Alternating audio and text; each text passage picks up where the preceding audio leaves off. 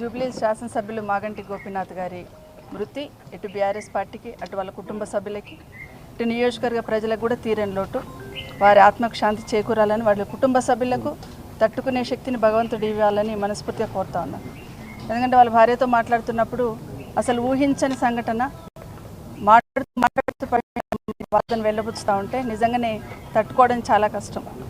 ఇటు నియోజకవర్గంలో కూడా ఎప్పుడు ప్రజల మధ్యలో ఉంటూ ఇప్పుడు కాలనీ సంక్షేమ సంఘం వాళ్ళు వచ్చి చెప్తా ఉన్నారు, 2 రోజులకు ఒకసారి కలిసేవాడు, మాకు ఏ చిన్న సమస్య ఉన్నా మేము మాకు పెద్ద దిక్కుగా ఉండడానికి పరిగెత్తుకొచ్చే వాళ్ళము, మీకే కాదు మాకందరికీ కూడా తీరని లోటమ్మ అని వాళ్ళు చెప్తా ఉంటే అటు పేదవాళ్ళకి ఇటు కాలనీ సంక్షేమ సంఘాలకు ఏ విధంగా అందుబాటులో ఉండడం అనేది అర్థమవుతా ఉంది. నిజంగానే చాలా తీరని లోటు. వారికి వారి ఆత్మకు శాంతి చేకూరాలని భగవంతుని కోరుకుంటే, ఎందుకంటే డౌన్ టు ఎర్త్గా ఉండేవాడు, ఇన్ని సంవత్సరాలు రాజకీయాలు ఉన్న ఎప్పుడు అహం అనేది చూపించేవాడు కాదు, అందరితో కలిసి మాట్లాడేవాడు. ఎక్కడ కూడా నేను పార్టీ అధ్యక్షుడిని హైదరాబాద్ జిల్లాకి అని అహం ఎక్కడ చూపించేవాడు కాదు. నిజంగా అలాంటి మనిషి ఈరోజు లేకపోవడం అనేది అందరికీ తీరని లోటే.